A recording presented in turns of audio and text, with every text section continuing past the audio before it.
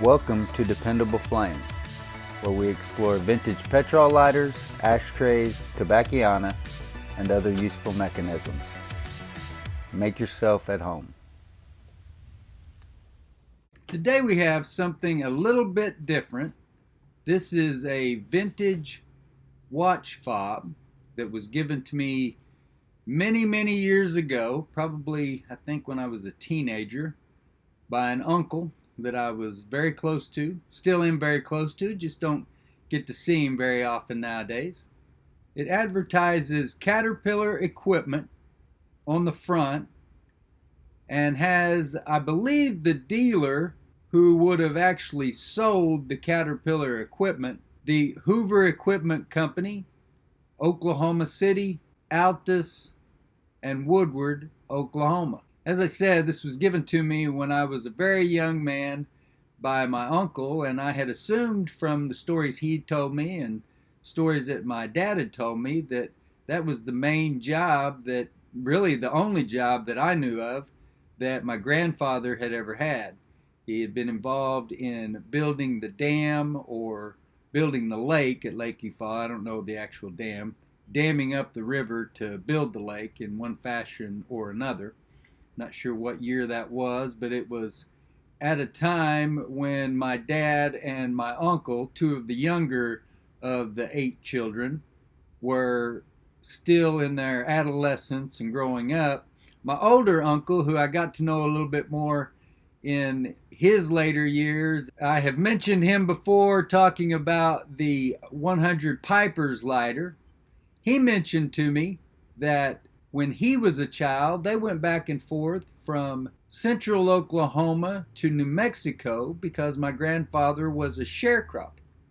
My dad never mentioned that. But the uncle that told me that was also a good, I believe, 11 years older than my dad, 10 years at least.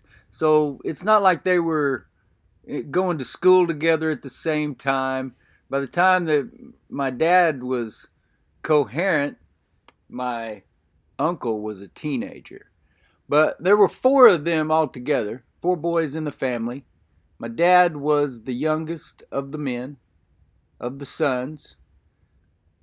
There was an the oldest of the 4 brothers was my next door neighbor for several years, as was the uncle who gave me this watch fob. And then the other uncle, who is represented by the 100 Pipers lighter. I actually lived with him out on the same tract of property just a couple of years ago. Unfortunately, he passed a couple of years ago. You can see some very detailed markings in this etching or engraving, whatever you call it, of, I believe it's a bulldozer. I think those are like hydraulic lines. There is plenty of patina, wear, scuffs, scratches, scrapes.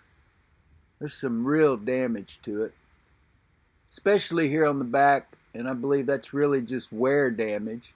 You can see where it says LEAVENS Manufacturing Company, and then you can almost see it say Attleboro, but you just see the beginning of it. You might remember, those of you who are Evans lighter fans, the Triggerlight and the Spitfire. The Evans Case Company was located in Attleboro, Massachusetts as well. But most of that, the Attleboro part and Massachusetts, has worn off. They made other jewelry and several of these advertising watch fobs, I guess is what you would call them.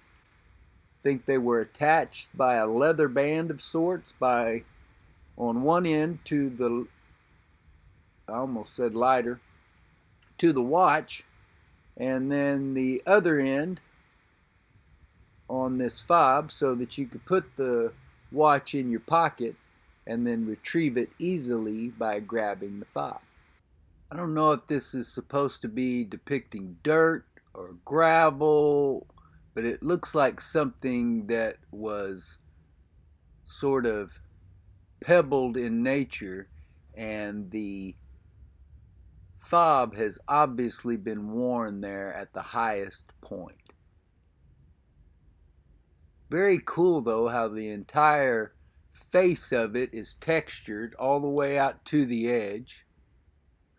You've also got some pretty good patina on the back as well as the wear. It's not dirty or green looking or anything like that. It's a level of grime that I can deal with. Some of that green tarnish, oxidation, depending on what has caused it to oxidize or tarnish in the first place, to me is just really nasty. I don't know, maybe because I've had this for so long, it's never dawned on me to clean it or polish it or anything like that. I definitely don't think you'd want to polish it. It would lose most of its character. You might brighten up a detail or two. There's some pretty fine details there. Not sure how well you can see here in the video. Right there above where I said that looked like hydraulic lines, you can see where it is marked something, maybe 06, cat, 09, something to that nature. But you can see the tracks, the individual blades of the tracks that move the bulldozer. The grill is detailed very finely with several vent holes there going through it. As I said, the dirt or pebbles or gravel or whatever it is that the machine is pushing. And then also the man that is, I think it's a man, sitting on there with his hat and coat, and it looks like his right hand is up doing something there in front of him, and the left hand is down to the side working some kind of a lever. I don't know if anybody in our audience has worked this kind of machinery. It's good to talk to your older relatives, though. It's good to know the history of your family. Sometimes when people die, the history of that family goes with them. And that's unfortunate, because if we all just listened a little bit more, then there would be more to carry on, more to pass on to the next generation, more stories to be told, and more lessons to be learned that surely can be helpful in the future. Until next time.